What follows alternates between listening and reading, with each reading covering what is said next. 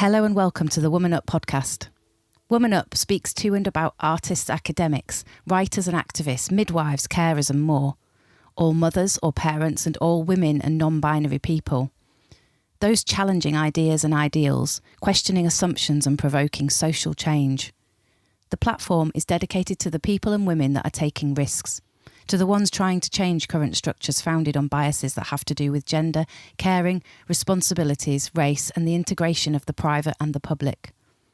We will have conversations about lived experiences, achievements and aspirations. We'll also share campaigns and awareness around crucial intersectional struggles and subjects. Hello and welcome to Woman Up. I'm Susan Merrick, and today I'm talking with Syowia Kyambi. Syowia is an interdisciplinary artist and curator whose media spans across photography, video, drawing, sound, sculpture and performance installation. She holds an MFA from Transart Institute 2020 and a BFA from the School of Art Institute of Chicago from 2002. Syowia is based in Nairobi and of Kenyan and German origin.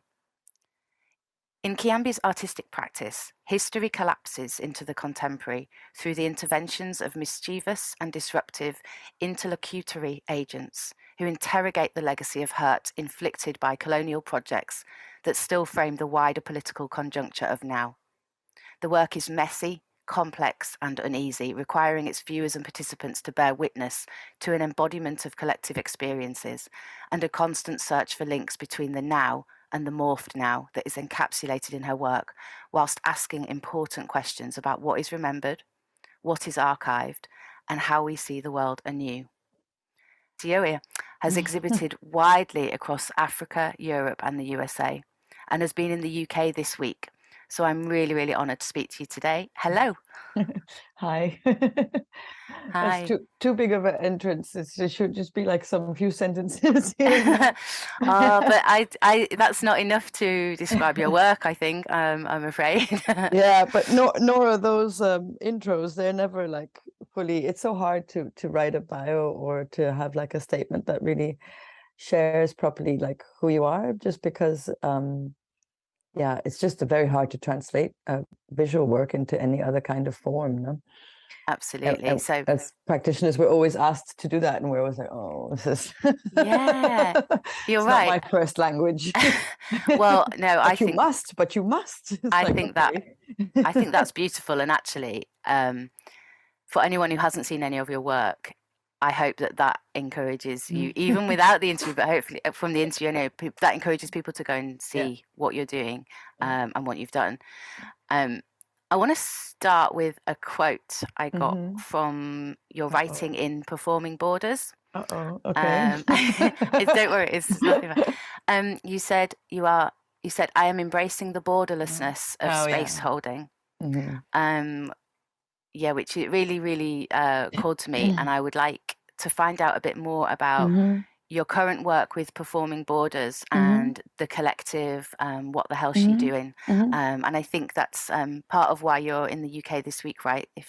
There's a couple of different things. I'm in part of a collective called What the Hell's She Doing, which is a women's collective with Sonia E. Barrett, Usha C. Durham, and Imi Mali. They're based in Uganda, South Africa, Jamaica, England, Germany. But I was in Wolfsburg with them a couple of weeks ago, and I'm also part of AVAC, which is the Association of Visual Artists and Collectives. And that's got to do with the welfare of artists, which is run and started by Musyoka, a painter from Kenya, Dennis Muraguri, Cyrus Kabiru, and Andrew, who's a lawyer involved in art, like supporting art in terms of legal protection. And they just asked me to be like chair. So those are like two different kind of collective type things that I do. But the main one for me is Untethered Magic. And I'm here with Kibe and Kiberu, who are my co-founders. And we run a space in Nairobi. We are situated behind the national park. And we're here on an exchange with Friction Arts. Friction Arts is based in Birmingham. We have 4 weeks with them, and then they come next year to us. And we're looking more at autonomy and self-sustainability in organizations and structures and mentorship, like systems, like building toolboxes, sharing toolboxes, and sharing methods across the two institutions. We're similar in some ways, and different in others. We don't have well, there's always a hierarchy in one sense or another, even if you're like saying flat hierarchy, there's those systems are super hard to erase, but we have a system where our roles change every year. And so it's more circular. And then we don't have the dynamic of having to pay for the land we're on, like rent. We own the land. I own the land that we're on, and we don't have a salary structure. So it's like as per projects and as who's doing what, do you get like your income from it in that sense. And we're also building like small houses so that we can do like local tourism. On one side, one panel is like local tourism, and that feeds into the financial system. And then we also have houses for the residencies that we actually offer. So it's like a long, slow journey. We'd like solar. We're not yet there. It's very expensive to start solar. But like just bit by bit, and autonomy and self-sustainability is really at the core. And Performing Borders, they commissioned me for this article I think you're referring to. And I'd met them through a different person called Elena. She was my mentor during my time in Transart. And they were great, and they're now coming. Actually, it's like fully confirmed that they're coming next year for a residency. It's going to be 3 of them, and then we're going to have to like find 3 matches in Kenya that for the topic about place that would work. And holding space and that statement is like, oh, it's super difficult labor to facilitate, I guess, being just uncomfortable and to recognize that you're willing to do that, that you're willing to sit in that. Kibero and I, we used to live together for 3 years. They've only recently moved out. They live like nearby now. So it's a constant, untethered magic is a constant, like Kiba had a nice quote, and I'm going to butcher it. But his quote, when I asked him when I was in Wolfsburg to share with some people, he was like, it's like a suit or a tailor, and you keep kind of changing the outfit as you go along. Like it keeps getting readjusted as you go. He said it much better than that. No, that's really beautiful. And it is that, like, we have to always check in with yourself, have the tools to be able to communicate or unpack that, and then to communicate that, and then to check in where the other person is at, and then to check in where the space is at. And that's always shifting. And that's a lot of invisible work. And it's a lot of trying to avoid like assumptions and stuff. And it's not perfect. It's messy. It's totally not. It sounds nice and easy and oh, how pleasant. And it's not. It's super unpleasant. And it's super hard work.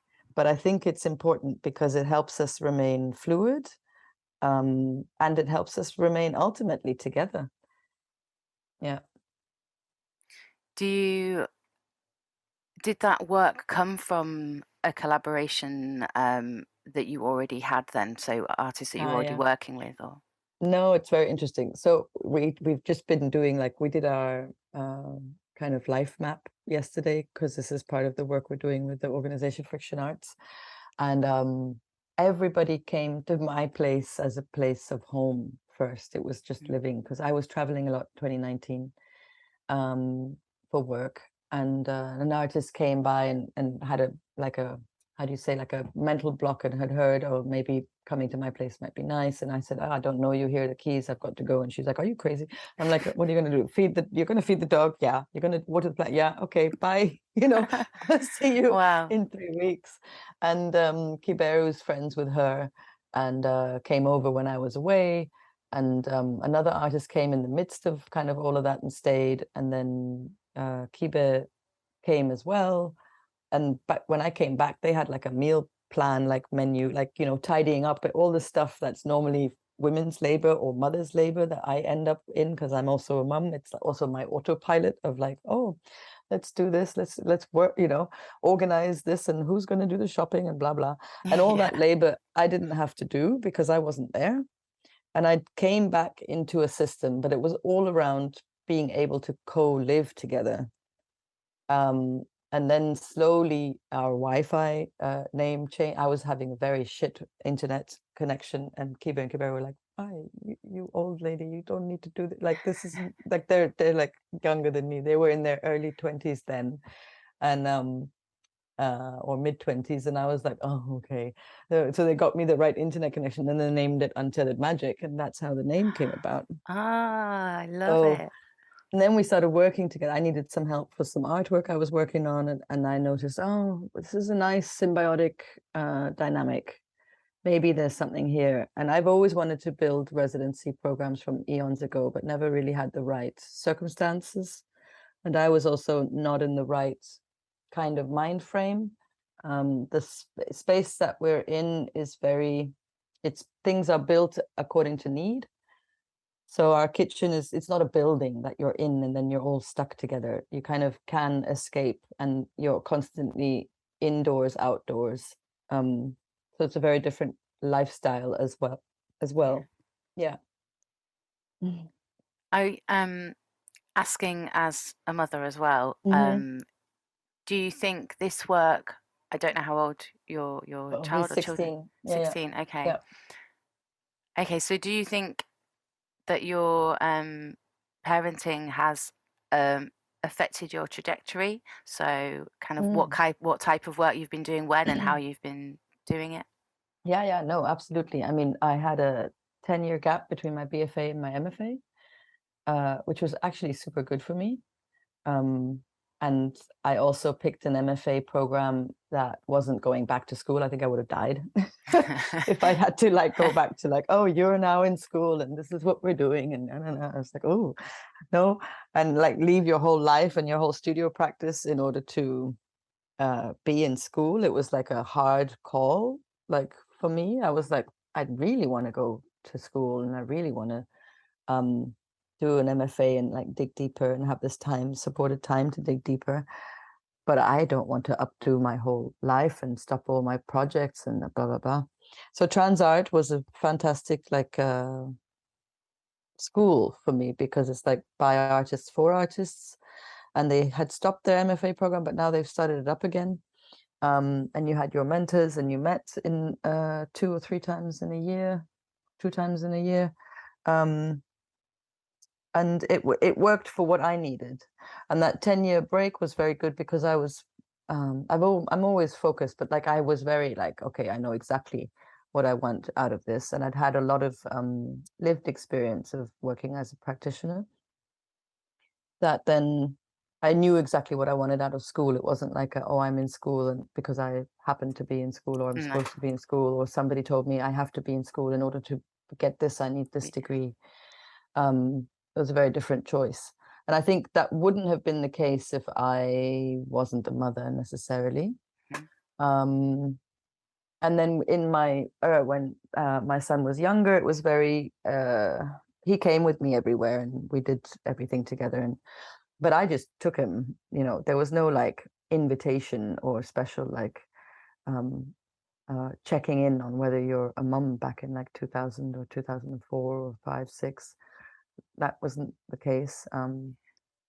But I just took him, and then people were like, okay, fine.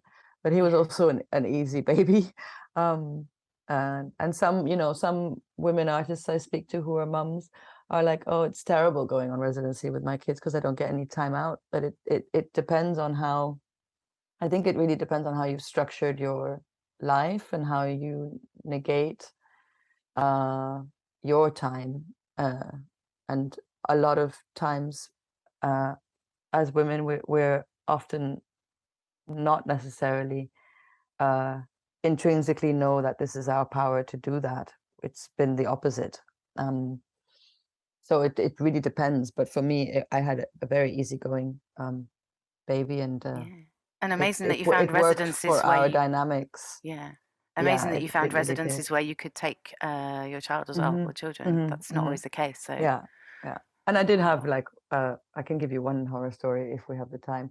But just Yeah, I think it's important because basically yeah. like so in 2010 there was a project in Kenya. So Kenya was like really not having a lot of large scale international projects back then.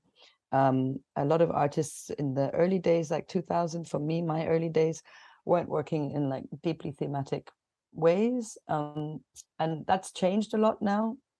You have a lot of the shift, but it was like a big deal to have a project that was more conceptual, um, and was like fully funded, and had to do with the colonization as a history, and all of my works had that background.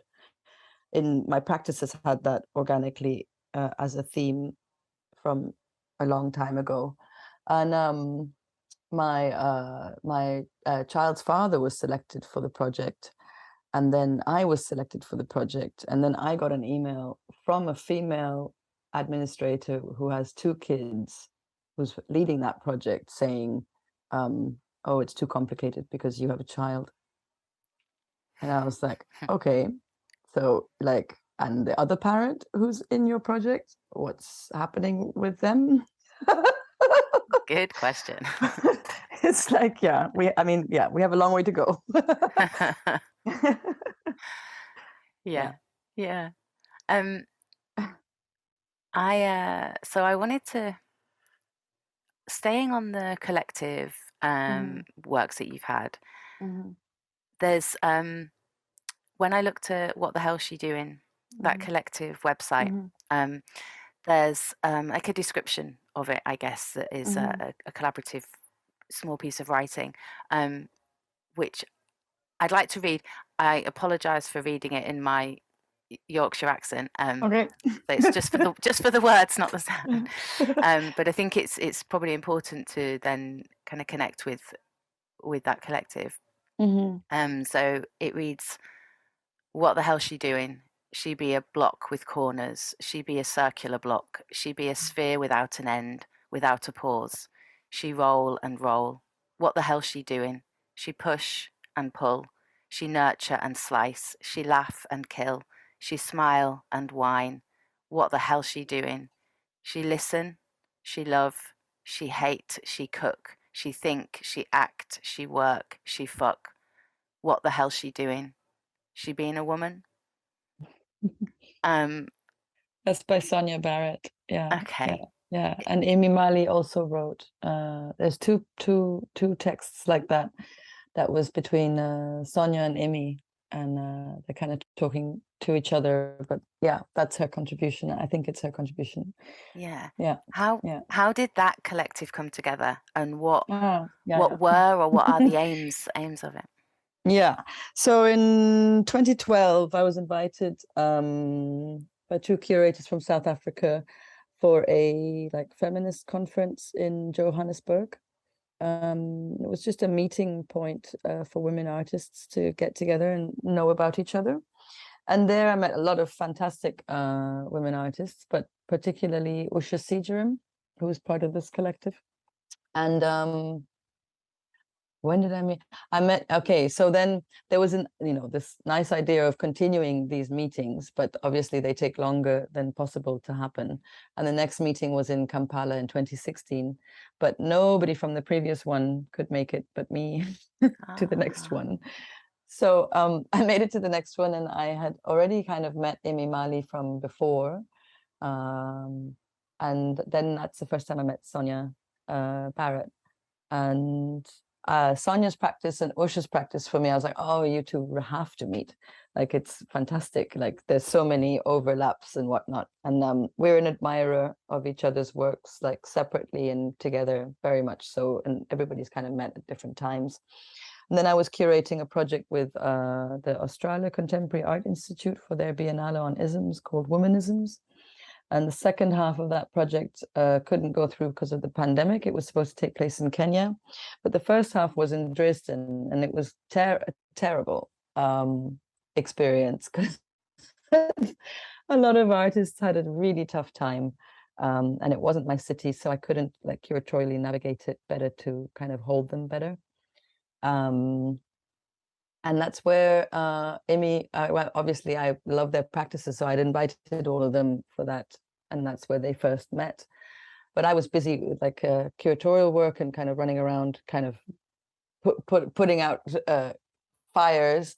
And then I came home one night, and they were like, "We've decided we're in a collective.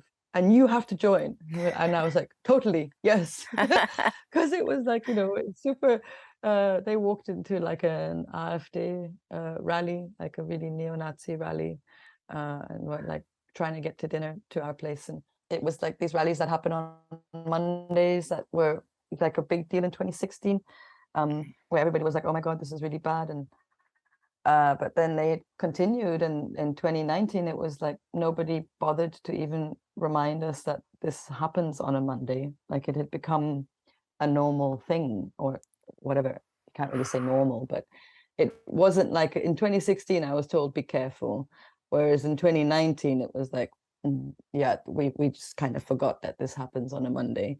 And poor Sonia, Nimi, and Osha had walked into that and were petrified. Yeah. Rightfully so.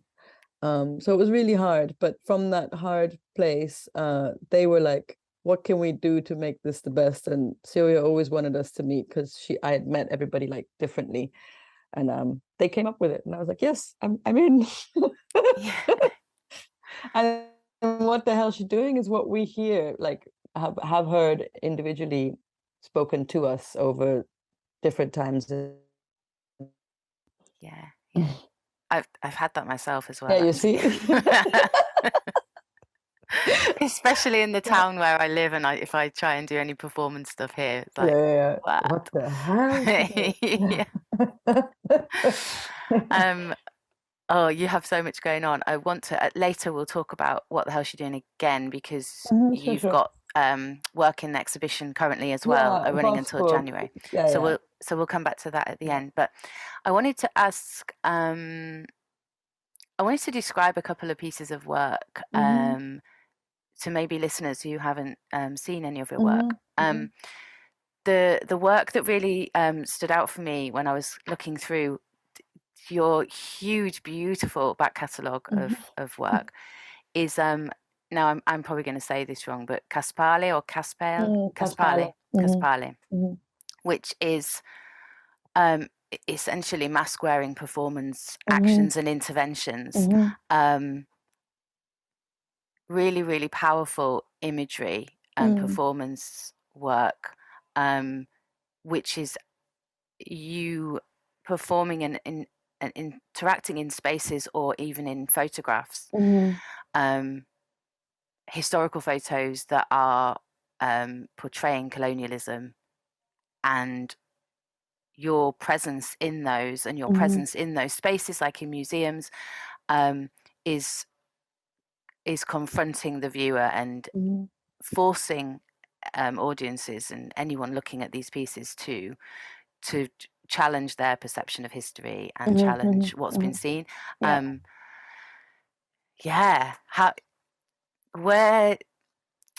did you start with this work? You mentioned earlier that the theme of colonialism, or working with that as a theme, has been a long-standing current through your work. Sometimes I wish it wasn't, but yeah. I was going to say, that must be really exhausting sometimes. Yeah, and also you get easily like pigeonholed nowadays. It's become like a popular trope theme, which gets a little bit strange when you've been working with a topic and a theme for so long. And it's all of a sudden become hip, and you know that at some point it's not going to be hip anymore. And this is a very strange place. But no, it's also the labor of the material, like you said. And sometimes you wish you could just make a pretty picture. I made that comment yesterday to my mentor. We were looking, why can't I just, I don't know. So, but on that, because I think it would be wise for anybody looking at your work to also be really aware of your work, historical work, and as you say, it's not just been happening recently. No. But have you? So the work I was looking at was the 2019 pieces where you were in a specific museum in Germany.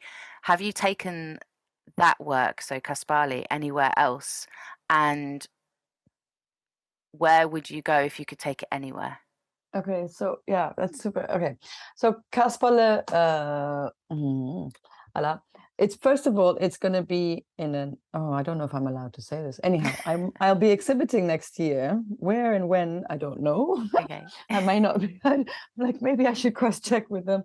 Anyhow, it will be shown at home in Kenya next year, the entirety of Kasperle, which is kind of nice for me. Um, and also important for me because often I can't show my work at home. I've tried like over the years in different ways, and yes, I can in other situations, but because it's quite ephemeral or not non-commercial, it gets a little bit challenging for institutions and organizations to know how to hold it. Okay. And Kaspala started in 2019, maybe end of 2018, for the Mark Museum in Hamburg, which is an ethnographic museum, had an exhibition to do with Amani, which is a research station built by the Germans in 1902 to 1904 in Tanzania in the Usambara Mountains. And this research station was like a, how do you say, medical health research station. A lot of botanical research still goes on today. But the station itself is above on a hill, and it takes like, just to give you an idea, like 2 hours with a motorbike to go down. Wow. And it was run by the Germans and then by the British and then by the East African community in the 70s and now by the Tanzanian government. But the Tanzanian government has moved it from being up high and kind of super inconvenient to down low at the bottom of the mountain. And one of the questions is obviously maybe the Germans did that in 1902 to avoid malaria. And maybe they did it for like military overview. It's not known. And this space is very strange. It's still got it, like the administration building is now a guest house where people stay because they're doing botanical research still. So the botanical gardens are active, and where you get a lot of medicinal plants, especially for like malaria. But the other spaces are abandoned, but not deserted. So very strange building to be in or space to navigate. And I didn't want to bring stuff from Tanzania into this ethnographic museum in Frankfurt. So I asked the museum in Frankfurt if I can do a residency with them. It would be more appropriate because I think it's quite violent to bring things from Tanzania into specifically into an ethnographic space. Yeah. And they were fine with that. And then I didn't know what I was doing, but I was playing around in a lecture room. I had already had this costume of Kaspale with golden fingernails and red ochre hands with like stripes on it and golden toenails and a golden mouth and this white mask, which broke in my suitcase, so it doesn't exist anymore. Cool. Yeah. And I kind of had the Kaunda suit is made from mosquito netting, and Kaunda suits is another whole kind of, oh God, interest in my practice. About I have a different piece called 1964 to 2018, which is just about this Kaunda suit changing from its power structure, post-independent uniform worn primarily by men, but like this business suit for Africa, for the heat. No tie, no sleeves, worn by a lot of presidents, influenced also by Fidel Castro and Mao, and kind of like very socialist leaning ideologies. And it's now become in Kenya, particularly an outfit that's worn for employees inside of shops. So it's gone from like this empowerment into this kind of position of serving or servitude. Okay. And I guess the remnants of that work were kind of trickling into Kaspale, and this mosquito netting material became something I worked with because of the idea of protection. And also the ochre on my hands and feet is also used for traditionally insect repellent and also how do you say, sun repellent.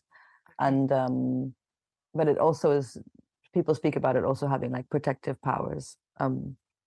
So anyhow, this lecture room, sorry, I'm babbling, is a No, it's really lovely interesting space. That was really descriptive. It's great. Because the lecture room was used pre-university time So it existed before universities existed in Germany. And this is where teaching took place. And still today, people still have lectures in this room. And it's where ethnography and race classification were taught. So I was like, okay, this could be an interesting place to intervene in. Let me just play around. It's a similar process I had in Tanzania, which was just exploring and trying things out. Kind of these sketch performances, and some gestures stuck and have become like part of Kasperle's gestures, and some didn't.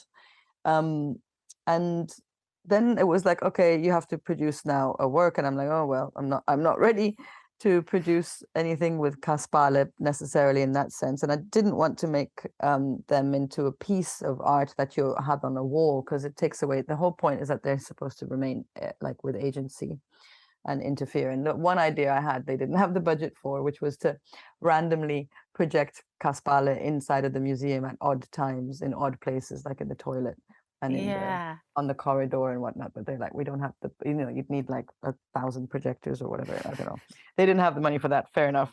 And so then I interjected Kasperle inside of these two zoologists who were taking photographs in Amani in 1902 to 1904, which is in the Mark Museum archive. And Kasperle finds themselves back in those photos. And I did a different work as well, just to appease the situation. Also because at the time I was in a fellowship with Kadasar, and they were taking me to Yucatan. And I had just been to Tanzania in Tanga, and I realized that 1,000 sisal plantations were moved by Richard Hindorf from Yucatan, Mexico, to Tanzania. And this was the base plant for all the sisal plantations. It's super interesting for me. I've also worked a lot with sisal in my practice. And anyhow, so I made the work, the green gold, for the museum, and this other where Kasperle's archive intrusion. Yeah. And then I got tired of that, and I wanted to get away from this colonial discussion, and that's how the Vortex series came up, the Kasperle's archive intrusion, the Vortex, where you've got the first layer of that historical image and that zoologist reference removed. Yeah, and Kasperle has a lot of different like pieces, and there's another one called Kasperle's Playground. I'm performing it next year in Kenya, but also I just finished performing it in Utrecht and in Amsterdam as part of the Afro Vibes Festival, which was my first time to be in a theater context, which I don't think doesn't really work for me. Okay. I was going to say, did you enjoy it? No, I enjoyed it a lot. It was very good because it was very challenging, and the first night was catastrophic, like the worst performance I've done in my entire career. And then I like chopped up the video into like a lot, and everybody was the technician was great. He wasn't like stressed out at all. He was like, yeah, good, okay. And I told him I've done like radical surgery. He's like, good.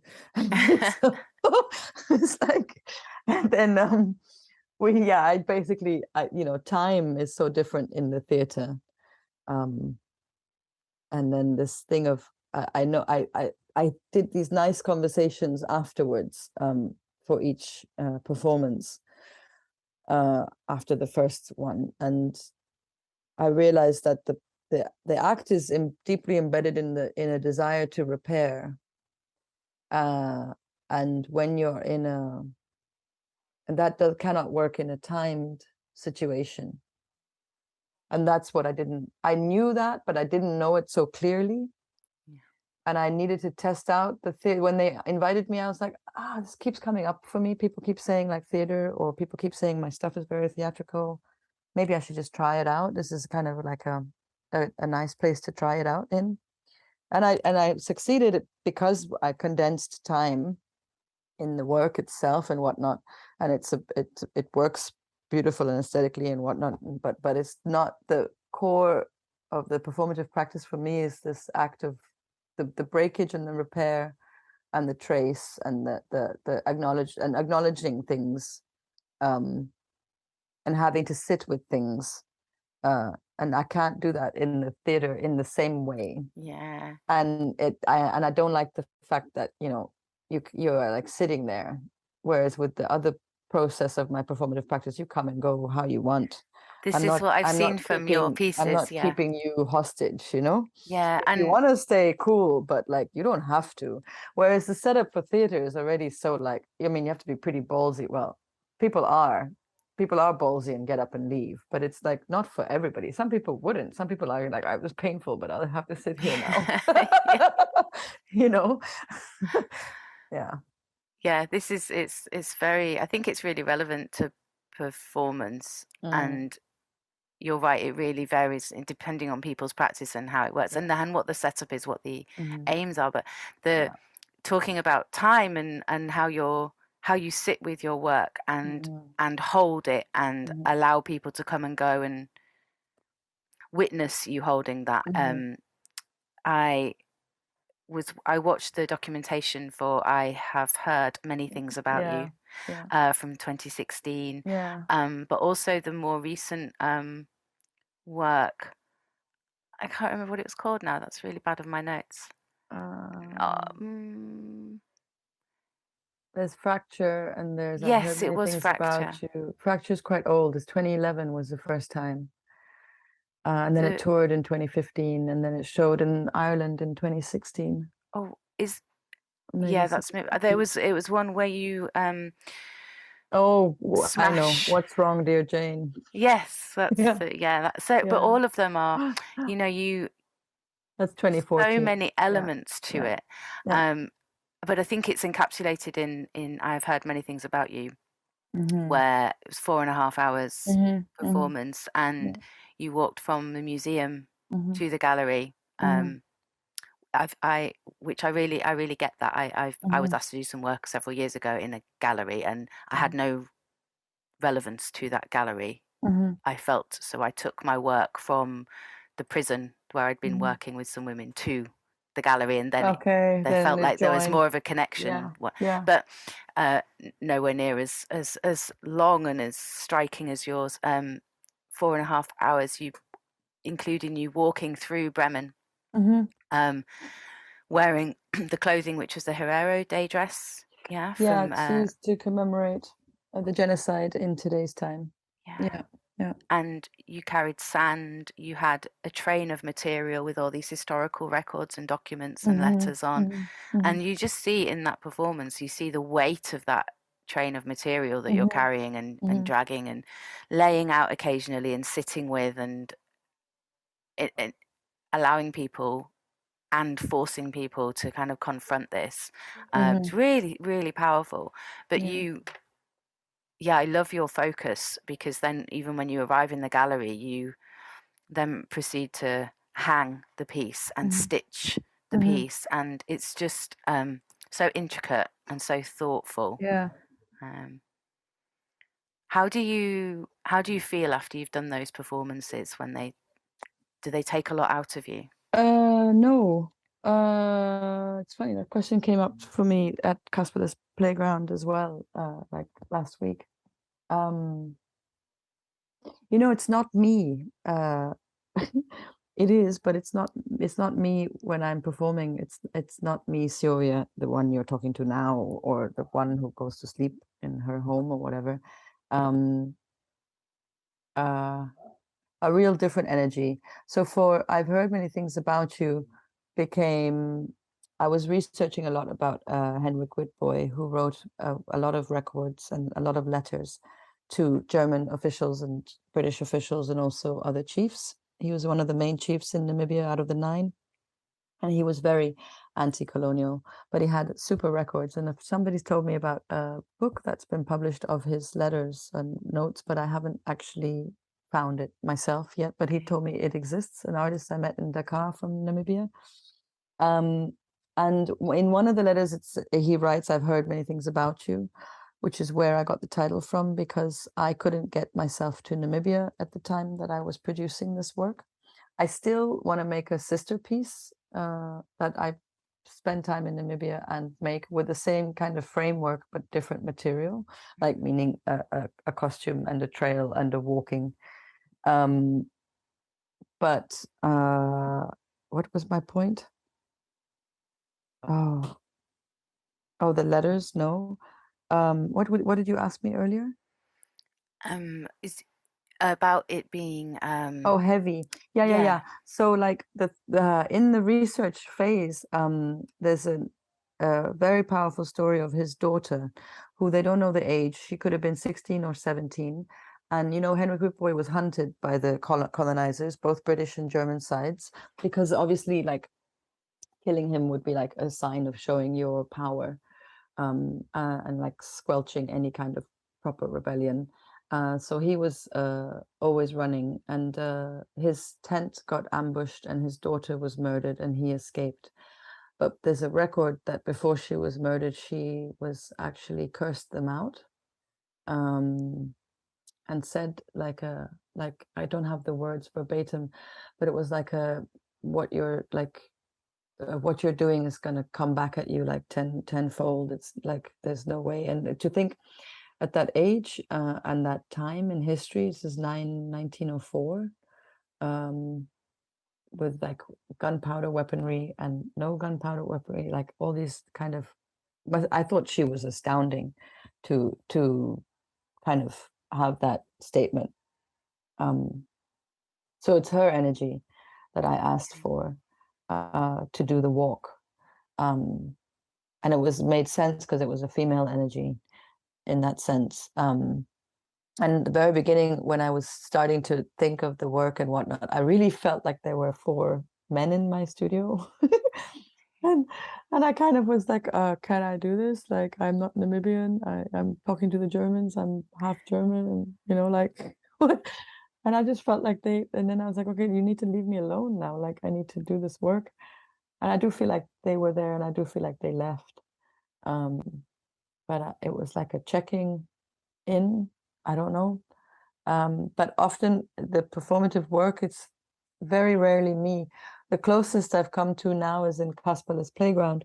The second half, when I'm stripping naked to honor the mothers' protest of 1992, that's the closest I am to the way I feel in my body when I'm living in my body. That I'm like, oh, that's the closest. Yeah, but otherwise, it's actually quite like either I've developed a character quite deeply, or an energy of an entity quite deeply, and people who know me very well can't recognize me. They're like, oh, who's that? Like, and so yeah. Yeah, and that piece is now in Venice representing Kenya, along with 3 other artists: Kaloki Namai, Wanja Kimani, and Dickens Otieno, curated by Jimmy Ogonga. So I mean, it's not people are going to see it, but we're a little bit like on the Fonte Nova stop, so a little bit outside of the main spaces. Yeah. amazing. Mm-hmm. So I'm just looking at my questions. Mm-hmm. I've taken quite a lot of your time already, but the other area that we haven't necessarily talked about, you kind of touched on there in terms of in your performance, you have different energies that you're working with. It's not necessarily you. Quite a lot of your work looks at identity and power structures and gender, including Rose's relocation and fracture, as you've talked about, and yeah, the people that are involved in some of your performances as well. Can you tell me a bit about identity and why that's important to you in your work? I think maybe to go back a bit more is Woman, Fräulein, Damsel and Me. Is when did I do that? 207 maybe. It started in 207, kind of finished in 209, and it was maybe the most autobiographical work of mine. Actually, that's not true. There's Todes Atem, which I did in Chicago, which is actually to do with my mother's death. My mother suffered from cancer for many years, was diagnosed when I was 8 and died when I was 22. Wow. And Tortoise Artem is, I guess, yeah, it's a very closely knit to that death and that time. And actually, that's interesting because I had wanted to, in Tortoise Artem, there's actually like a figure with gauze and like surgical gloves and bones and very, very dark, heavy work, and this kind of rattling breath that I had heard when I was visiting my mom in the ICU, which wasn't her breath. It was actually like a neighbor who was just struggling to breathe. And I had wanted to collapse this this figure, and I knew I wanted to burn it on the beach, but that never happened. This is back in 201, I want to say, no, 202, 202 and 203. And then I was kind of like, I guess, looking a lot. I really, it's always stemming for me in autohistoria, kind of like that when I had spent time in Transart and I had time to like investigate this process, I came across Gloria Alzulda's term of autohistoria, and I needed a language to navigate kind of the worlds I operate in, like this, obviously this like Eurocentric art canon and the language behind like art history, but also in academia and academic circles, and also with sociologists and anthropologists, and kind of this modus of their modus of understanding when you're presenting work. And that is shifting, and it keeps on shifting and is getting better, I think, from what it's been in the past. But I needed to build a vocabulary where people were like, oh, that's a term that, like, you know, instead of saying intuition, I work with my intuition. I'm like, well, yeah, autohistoria, coined by Gloria Alzulda. And then all of a sudden it's like, oh, they're like, oh, this has got its root somewhere that makes sense, that even though the body knowledge is so powerful, but when you speak about it in that, the way you speak about it really changes how people can receive or not receive what you're doing or what you're trying to share. And I think there's an importance in working with your own history and your own material. And I think for me, it was a mode of unpacking and kind of like unearthing these very private things that are affecting or actually like public policy that affects you very privately, and actually maybe even vis-a-vis, but I think mostly it's like these very personal stories and situations that have shifted a family to be in the situation that it's in because of like a policy that affects everybody, or is like created by multiple people or made by the government, or as a result of a war.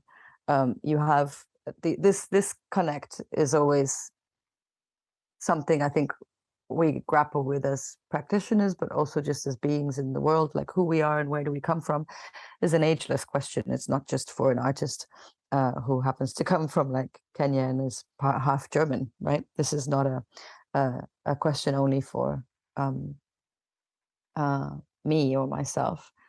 And the Woman, Fräulein Dance and Me really unpacks the dynamic of my father having.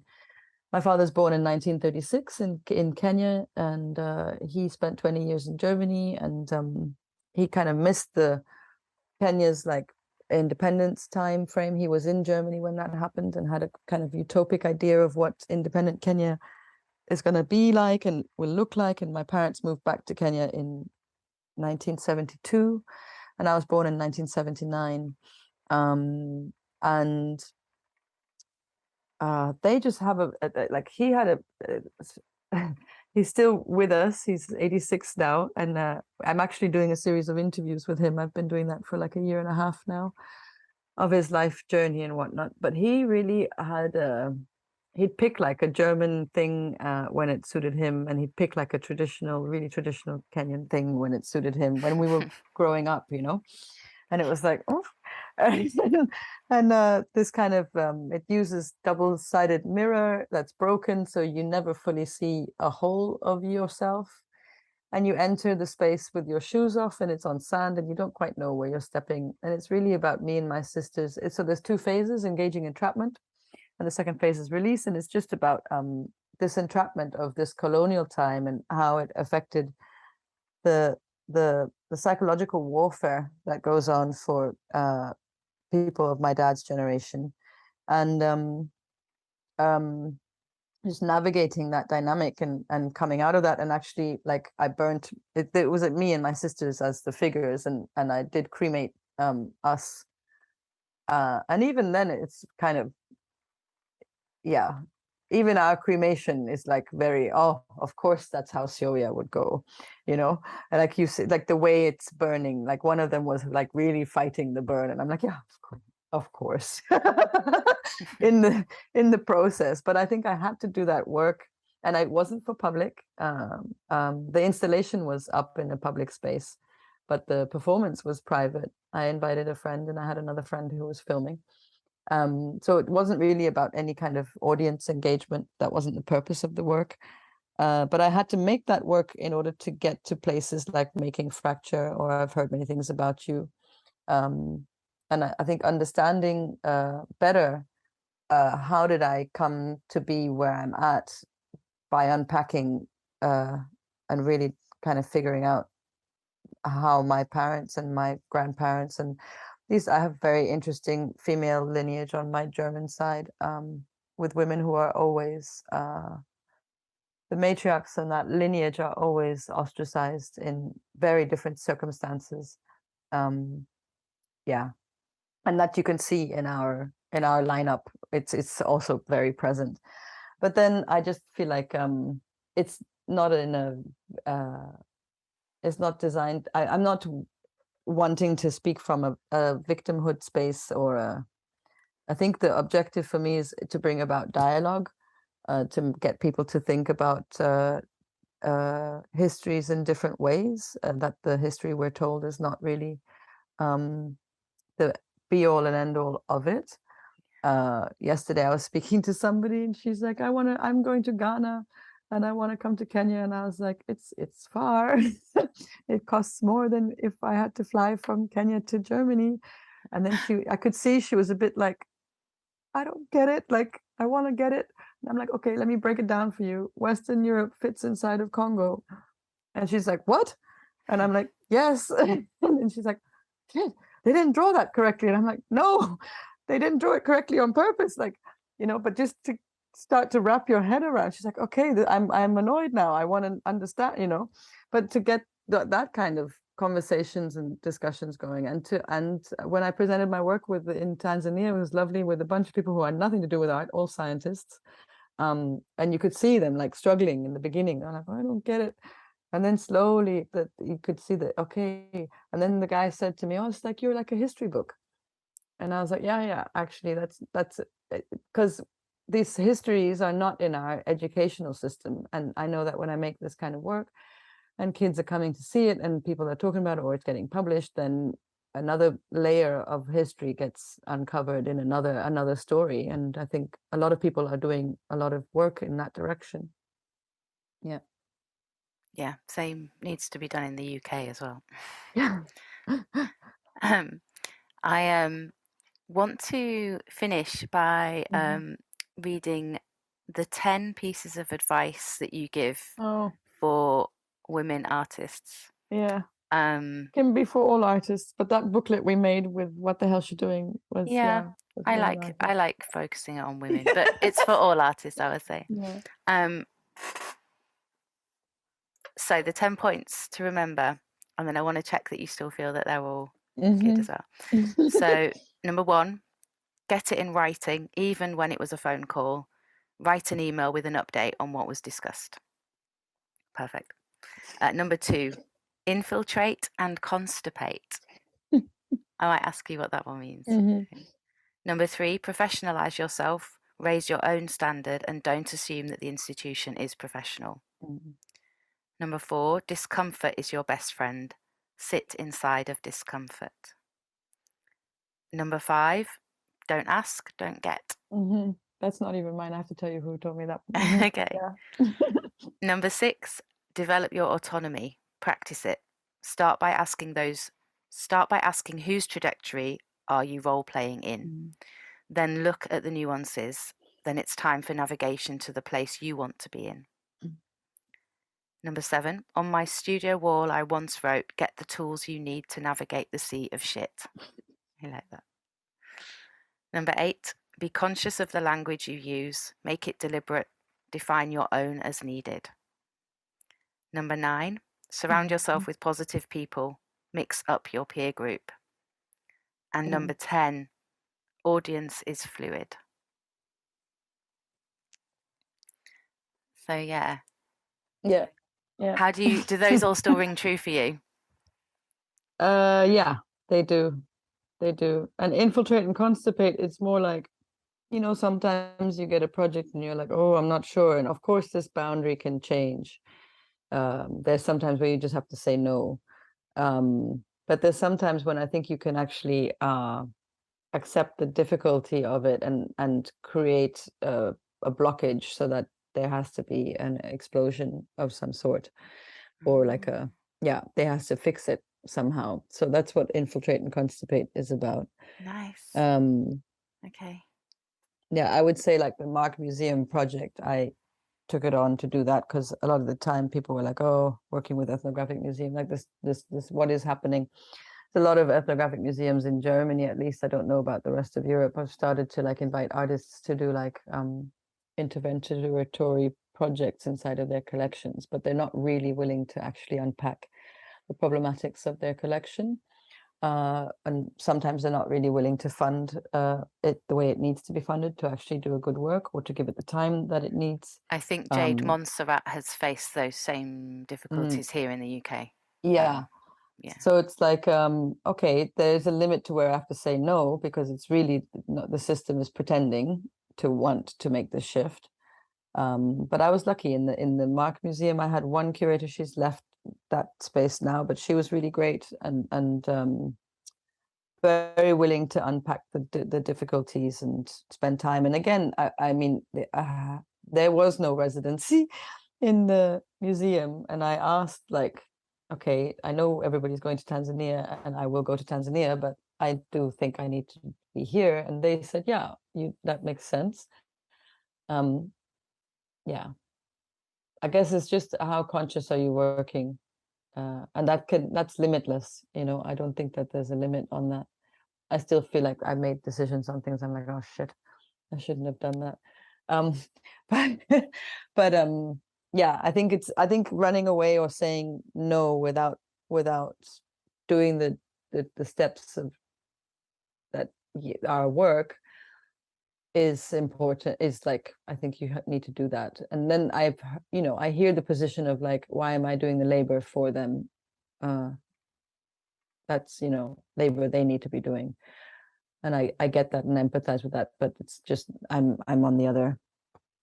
Yeah, I'm still willing to push. And of course, there comes a time when you can change your mind, no problem, or say no. Yeah, I love that one. Yeah, I'm going to put these up on my wall, actually. Yeah. Thank you so much for your time, Syowia. Thanks too. Yeah, it's been amazing to talk to you. Yeah, thank you. Bye. Thanks for listening. You've been listening to the Woman Up podcast.